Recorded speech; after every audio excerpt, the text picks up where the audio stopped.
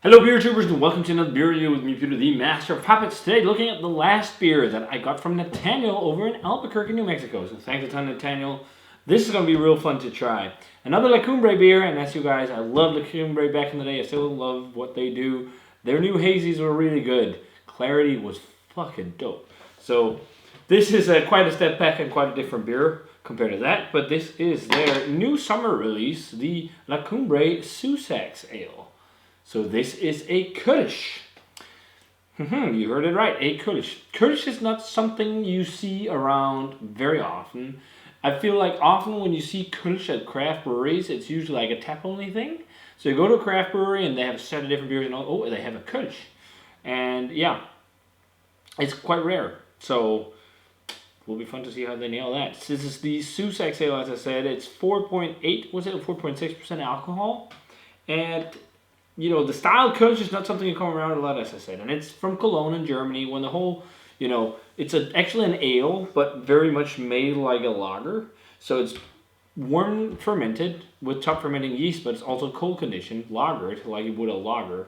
And it had a big decline in popularity because of lager coming out, the bottom fermented beer that was made like a convention for the beer style and everything to try and protect it.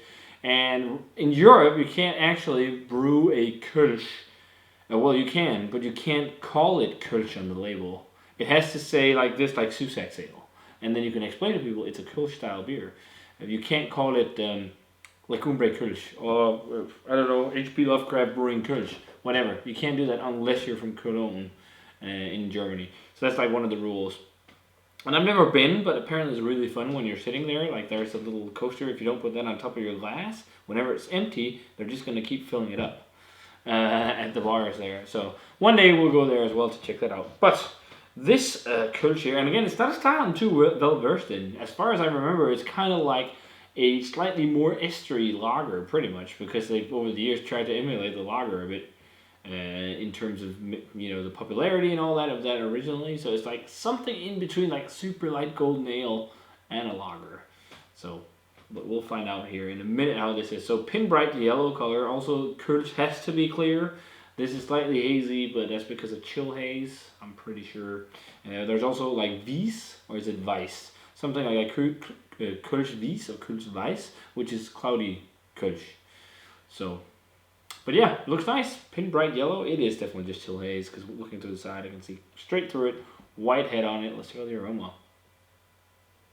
It smells exactly what you expect from a Kölsch. I think if you gave this blind, this would be one of the hardest beer styles to pinpoint because it's so much like lagers. Also, the big thing with Kölsch is that it has to really attenuate. It has to be like bone dry, and often around 11 to 14 Plato in original gravity.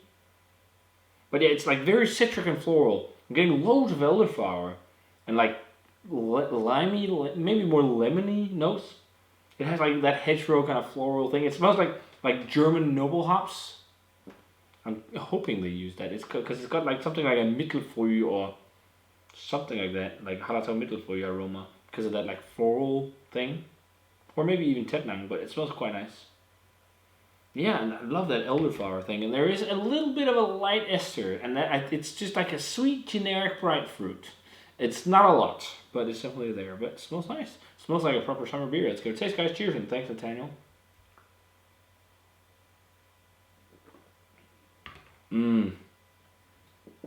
That is really nice.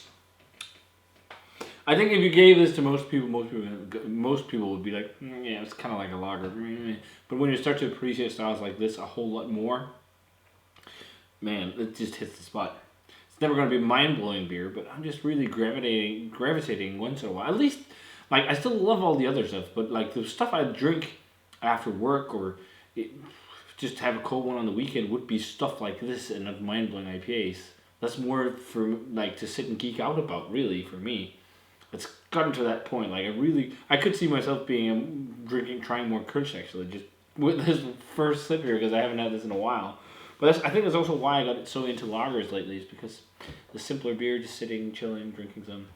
But I've also gotten a little bit back onto the swing of things with IPAs, especially the West Coast stuff. But it's just the fun thing with beer. Everything comes like in waves and circles, and things get more interesting again. But yeah, This is quite nice. Dry and snappy, kind of like a North German Pilsner, but not maybe as hoppy, or at least bitter. Bitterness is usually around, I think it's like maximum 30 IBUs, but often lower than that. It's the maybe is it 15, 20 to 30? I think it's something like that. So it's got a nice, like, I think lighter medium bitterness, but very nice elderflower and citrus and floral flavor. And again, there is that slight kind of bright ester, but like, again, if you gave it to me blind, and I think for most people they confuse Kölsch with Pilsners of sorts, because it's just a little more ester forward than most Pilsners, just a little bit. Often Pilsners, maybe, depending on who brews it, they have a little bit of a lager yeast ester. Sometimes they do not have any. They're super clean. This has a little bit of ester profile, and that's where you kind of had to distinguish between this and Pilsners. But it'd be really hard, especially also how people treat styles differently nowadays. But this is really nice. Frame of reference, but I'm just slugging it down. This is a perfect post-work beer. I was making rum with my head distiller today and brewmaster, and it was a lot of work playing around with molasses, but this is just the perfect beer for a day like that, and it's very nice. So yeah, I'm gonna go straight 90 on Zuzax Ale. I see how they say this is a perfect summer beer. I could definitely see myself slugging a few 6-packs of this over the summer.